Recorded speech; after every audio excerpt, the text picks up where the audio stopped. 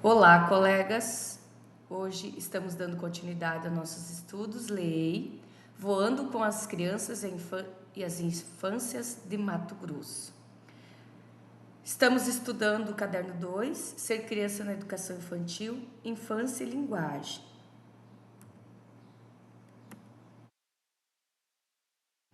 Hoje a gente vai abordar a unidade 1, que vai falar sobre infância e linguagem.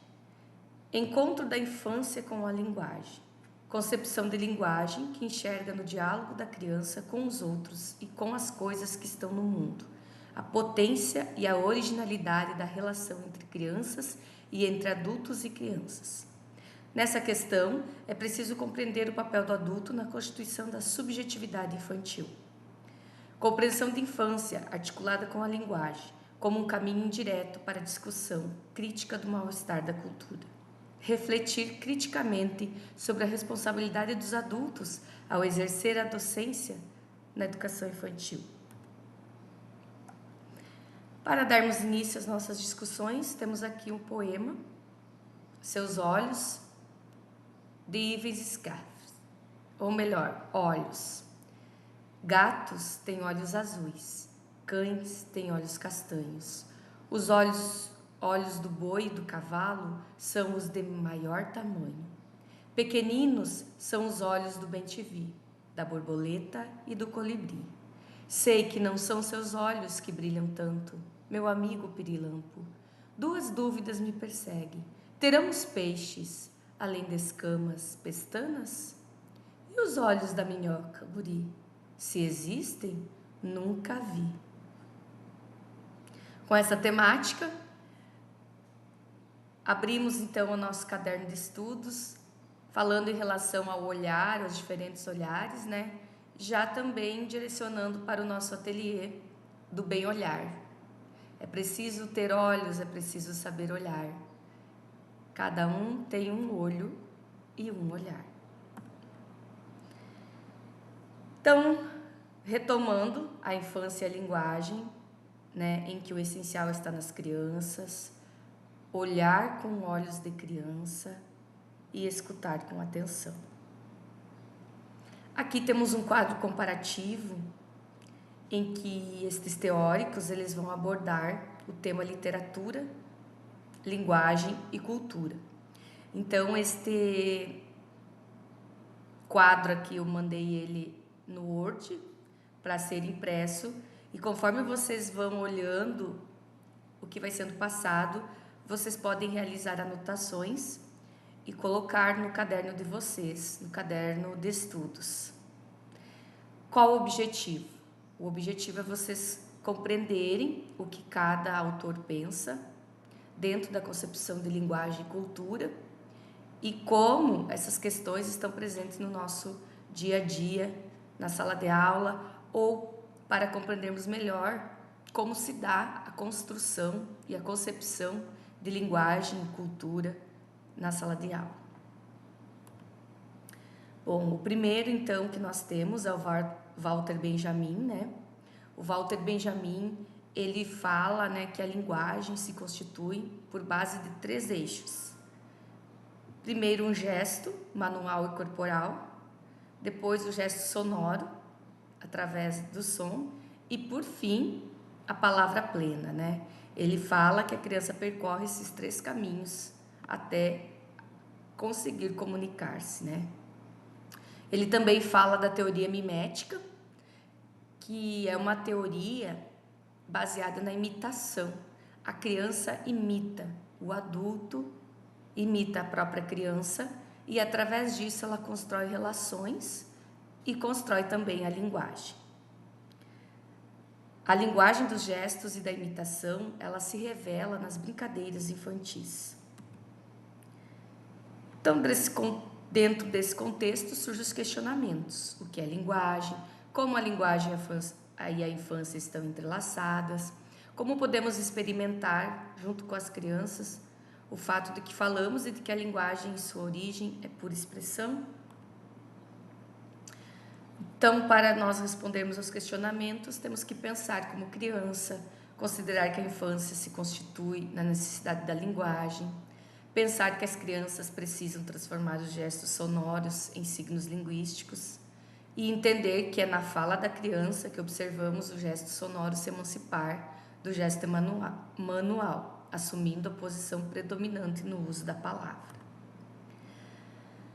De novo aqui, então, um quadro, né, que vai falar sobre essas 3 questões, né, sobre gesto corporal, que seria o gesto manual, o gesto sonoro, essa teoria mimética e o desenvolvimento da criança baseada nesses 2 princípios, ontogênese e filogênese. Ontogênese tem a ver com a história evolutiva da espécie humana, enfim, né? E filogênese, a história evolutiva do indivíduo. Caderno 2, página 17, vai ter uma explicação maior sobre esses 2 conceitos. Então, né, depois vocês vão lá até o caderno 2 e retomam essa questão relativa a esses termos.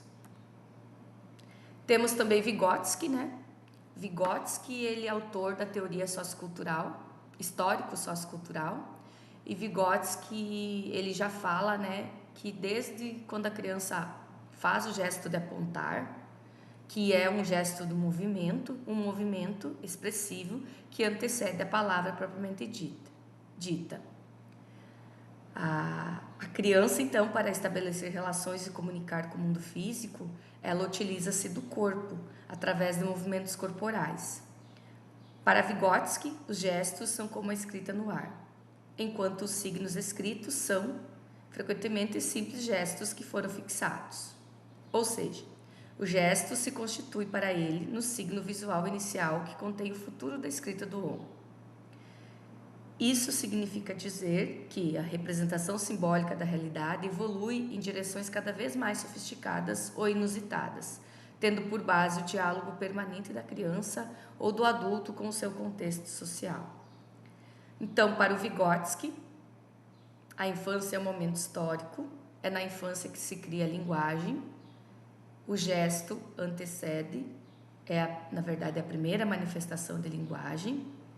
É na linguagem e pela linguagem que a criança se constitui para si, para o outro e para o mundo da cultura.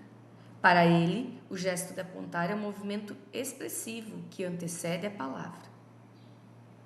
Não existe infância sem compreender a linguagem. E para ele existe uma compreensão que é o resultado da interação verbal e extraverbal. Vygotsky também vai falar sobre a questão da mediação nos processos de aprendizagem, né? A importância de um mediador para esses processos acontecerem. Michael Bakhtin vai abordar a linguagem também, e ele vai dizer que ela é importante na vida cotidiana e é o principal elemento na constituição do sujeito, da história e da cultura.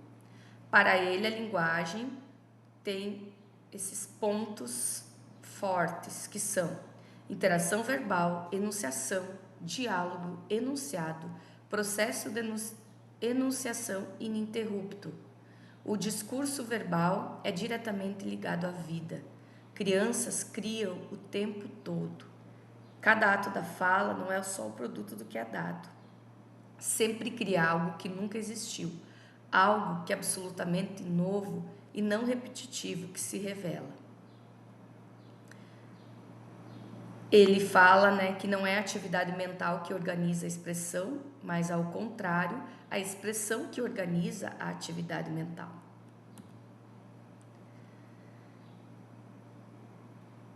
Então, para ele, a linguagem se constrói pelo uso que fazemos dela na vida cotidiana.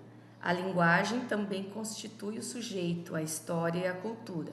Para Bakhtin, concepção de linguagem igual a interação verbal. Quando falamos interação verbal, estamos falando da linguagem propriamente falada, ou seja, o uso da palavra. É importante exercitarmos com as crianças a expressão de nossos pensamentos em palavras. Ao fazermos isso, nossa palavra retorna modificada para o pensamento. Quanto mais a criança fala, melhor formula para si e seus pensamentos e para o outro. Bom, nessa questão é preciso nos questionarmos, então, como a criança apreende o discurso de outra. A criança ela é capaz de reproduzir totalmente aquilo que falamos? Ou ela aumenta, ela tem uma visão diferente sobre os pontos? Como ela experimenta essas palavras do outro na sua consciência? Quais os valores que estão em suas conversas com seus pares? Através da linguagem do dia a dia, é possível conhecermos um pouco do que a criança pode estar passando? O que as crianças querem nos dizer nas entrelinhas de suas falas? Né? É preciso, então, estarmos atentos à linguagem que ela vai tendo níveis até chegar nela propriamente dita, né? Existe a imaginação, depois a realidade e depois a linguagem. A imaginação é uma experiência de linguagem que deve não ser apenas preservada, mas também incentivada no espaço da educação infantil. A imaginação, a fantasia, o brinquedo, na infância, são atividades de prazer e de necessidade. As atividades criadoras não se esgotam na repetição, mas permitem reviver experiências passadas, quando brincam, reelaboram criativamente, representam o real, entre tantos outros benefícios.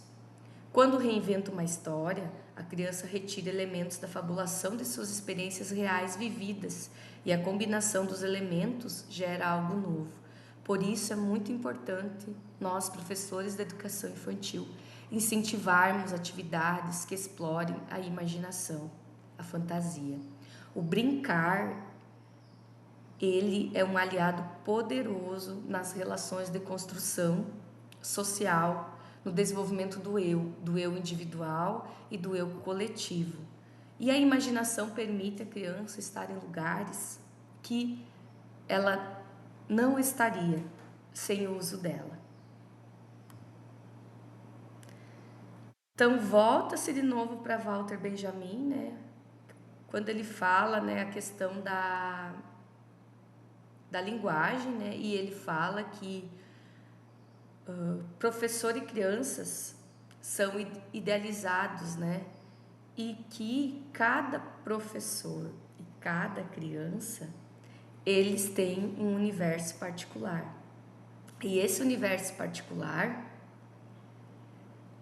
não tem só lances de pureza, ingenuidade e felicidade. Tem também o cotidiano da criança do dia a dia, né? As vivências, né? E é preciso estarmos abertos à sensibilidade, né? Dessas questões. Os artistas, magos, colecionadores, inadaptados estão mais próximos dela do que o pedagogo mais bem intencionado. Dela no sentido aqui da infância e da linguagem. Então ele coloca, né, que a infância existe em nós como memória. A infância, ela está ligada quando produzimos livros, filmes, brinquedos para as crianças, né, que são os produtos culturais existentes no mercado de trabalho, no mercado econômico, enfim, né? E a infância das crianças concretas, nossas interlocutoras.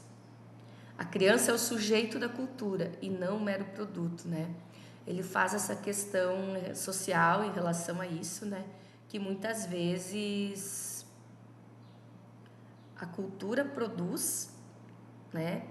Produtos para serem vendidos para as crianças. E que esses produtos nem sempre vai dar conta do que a criança precisa e do que realmente é necessário. Então, se a criança ela não é perfeita, o professor não é perfeito, né? Como que a gente vê a imagem social da criança que é má em relação àquela que é disciplinada, cuidadosa, né? E aí a gente se pergunta, né? Quais os lugares que as crianças ocupam nesses processos de transformações, modos de produzir e de fazer circular cultura. A criança é resultado do meio?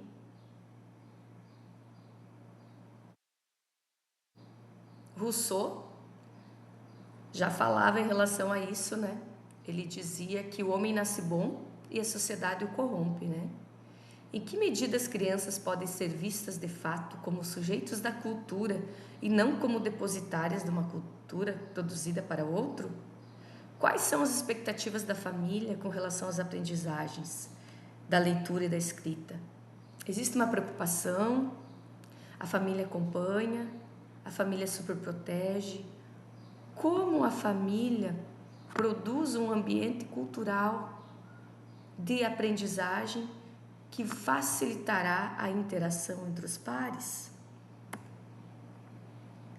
Aqui temos a sugestão de um livro, Rabisco, um cachorro perfeito, em que a linguagem ela é utilizada de uma forma diferente, né? Através apenas de imagens. Uma história sem palavra. Lembrando o que foi falado ali, né, nas teorias, que a fala é um tipo de linguagem, né? Primeiro, desenvolve-se a expressão do rosto, uma expressão facial, para depois essa expressão virar pensamento e, consequentemente, fala.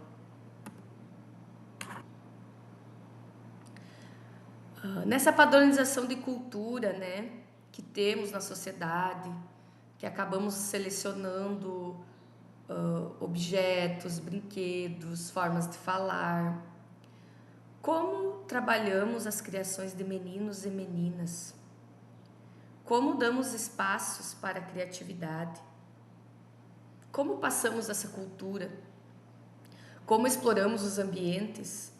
Utilizamos gestos, danças, desenhos, teatros? Sem recriminar os choros e o aparente excesso de movimentos? Padronizamos os comportamentos? Isso é coisa de menino? Isso é coisa de menina? Como construímos essas questões? Damos criatividade total às crianças e liberdade para expressarem realmente o que pensam, em suas brincadeiras, em seus movimentos? Aqui alguns questionamentos relativos à criança perfeita e à professora perfeita, né? Idealizamos as crianças e professores? Essa idealização, que pressão de normas nos traz? Como a produtividade e o domínio de sala interferem no fazer docente? Como a idealização de criança nos faz pensar o ser criança e os sentidos da vida, da aprendizagem, cultura para os pequenos? Como as idealizações inibem as autorias das crianças e sua exploração do mundo? Que lugar as crianças ocupam nesse longo processo de transformações nos modos de produzir e de fazer circular a cultura? Destacando, linguagem é um instrumento psicológico que atua na construção da consciência. Movimento e gesto fazem parte da linguagem corporal, que antecede a palavra escrita. Narrativa é uma modalidade discursiva que ajuda as pessoas na significação e interpretação da realidade interna, emoções e pensamentos, e externa, o vivido. Aqui temos outro teórico, Michel de Certeau, e ele vai falar sobre cultura. Até então estávamos falando sobre linguagem e agora estamos abordando cultura. E ele fala que a cultura ela é plural, mas essa pluralidade torna desigual, porque existe uma relação de poder que permeia a produção da cultura. Essa problematização nos ajuda a perceber que os discursos produzidos sobre o lugar da criança na invenção do cotidiano são marcados mais pela desigualdade do que pela diferença, dependendo do meio que esta criança vem, das relações que ela convive, essa cultura vai se desenvolvendo. E tem a ver com relações de poder, porque tem a ver com questões econômicas, de constituição de classes sociais. Nesse sentido, cada criança é plural, cada criança vem de uma realidade econômica, essa realidade econômica interfere no acesso que ela tem aos diferentes tipos de linguagem e cultura. Com isso, lá na escola, no território da escola, é que essas desigualdades e essas pluralidades vão sendo observadas. E cada aluno vai ter um tipo de desenvolvimento. Nesse desenvolvimento cultural da criança, desenvolvendo a cultura, então vai existir a cultura infantil do brincar, a cultura infantil da imitação, da imaginação e a cultura infantil da repetição. E vem então Corsaro, William Corsaro, falando sobre essa relação entre crianças e cultura, né? Ele salienta que elas reelaboram os aspectos da cultura, de que lançam mão numa ação que pode ser considerada uma reprodução interpretativa. Porém, a apropriação que as crianças fazem já implica uma interpretação que é tecida pela sua singularidade. As crianças criam linguagens próprias e modos de agir que lhes conferem pertencimento a esse grupo. Nota-se aqui, vocês viram que existe uma relação de comparativo entre Corsaro e Certeau. Corsaro ele vai falar da singularidade e Sartor vai falar da pluralidade. Não necessariamente são ideias diferentes, mas ideias que se complementam. Cada criança é única, produz a sua singularidade, mas é na pluralidade, nas relações, em que ela vai desenvolver a cultura. Bom, até aqui estamos vendo várias relações, né, vários conceitos. Quais são os principais conceitos e pressupostos teóricos, então, que orientam os projetos Leitura e Escrita na Educação Infantil no Mato Grosso? Cultura, formação cultural, experiência estética, linguagem e arte. Através desses 6 conceitos, as formações são trabalhadas com o objetivo desses 6 conceitos estarem presentes nas atividades em sala de aula. Então, com a observação da aprendizagem, do desenvolvimento de cada criança, da linguagem, oferecendo livros, literatura, oferecendo a escuta ativa, dando oportunidade às crianças de exercerem as narrativas e autorias infantis, trabalhando o patrimônio material e imaterial do Estado e avaliando essas questões ao longo do processo. Esse quadro aqui é um quadro bem importante que ele vai ajudar vocês a depois organizarem o projeto. Então depois, se alguém, esse quadro eu vou disponibilizar em slide e vocês podem estar imprimindo e guardando nas anotações de vocês ou salvando em PDF.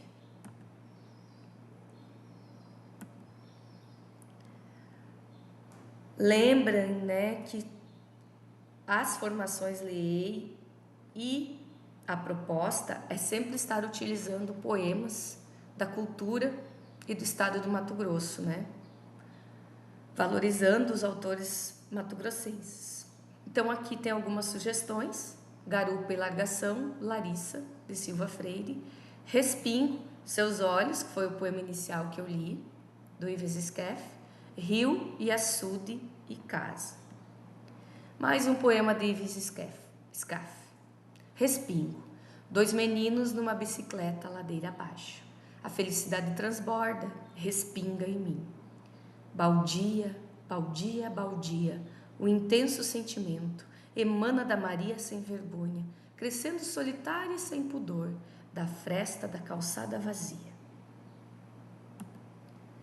Os poemas retratam vivências de crianças e podemos nos perguntar: Trabalhamos poemas com as crianças? Que imagens de crianças os poetas anunciam em seus poemas? Quais as emoções retratam a relação adulto-criança? Quais as significações compartilhadas pelas crianças? Podemos explorar esse gênero com as crianças?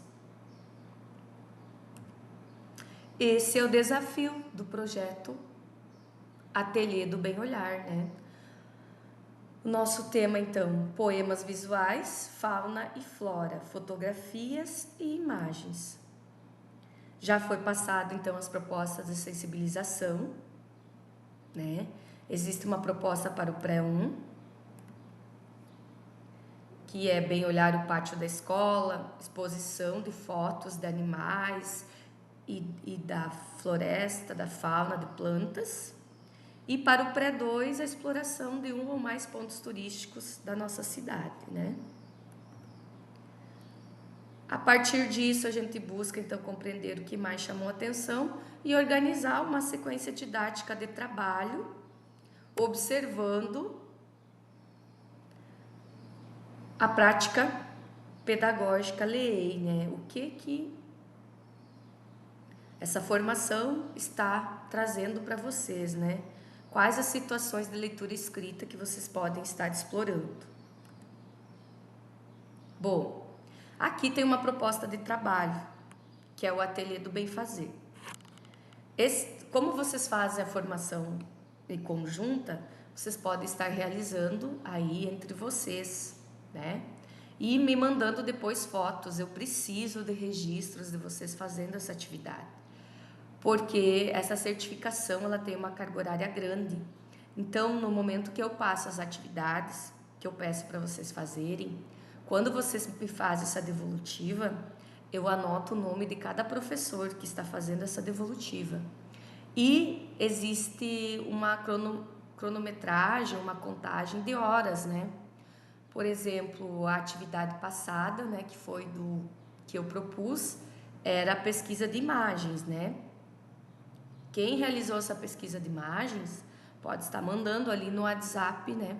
Que era a ave, animal, enfim, a fauna e a flora, né? E a parte de conhecimento sobre aquele objeto do conhecimento, né? Um poema, alguma coisa, né? Então, essa parte do Ateliê do Bem Fazer, ela é uma proposta para a gente estar ampliando essa carga horária, para eu poder contar pontos, né? Horas, para a gente atingir as 126 horas propostas. Bom, essas imagens, então, elas têm que ser impressas.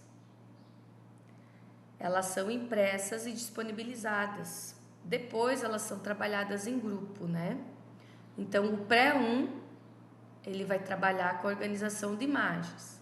E o pré-2 vai trabalhar com o passeio do bem olhar.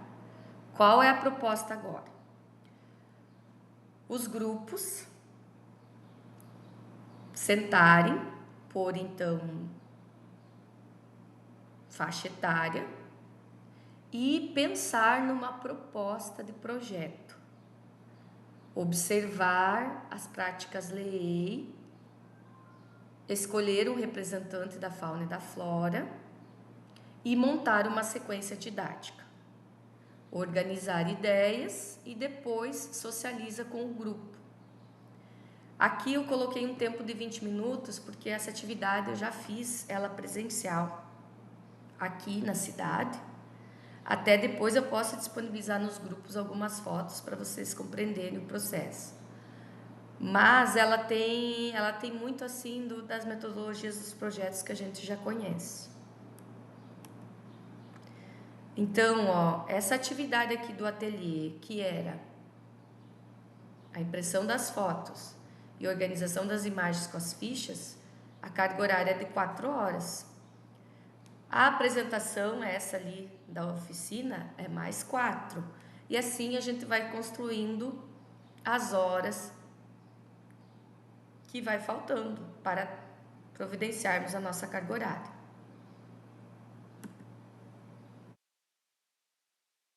Então eu agradeço a atenção de vocês e logo mais nos vemos eu vou fazer um template do projeto para a gente estar socializando e ficar mais fácil para vocês estarem realizando essa temática. Tchauzinho, até uma próxima oportunidade.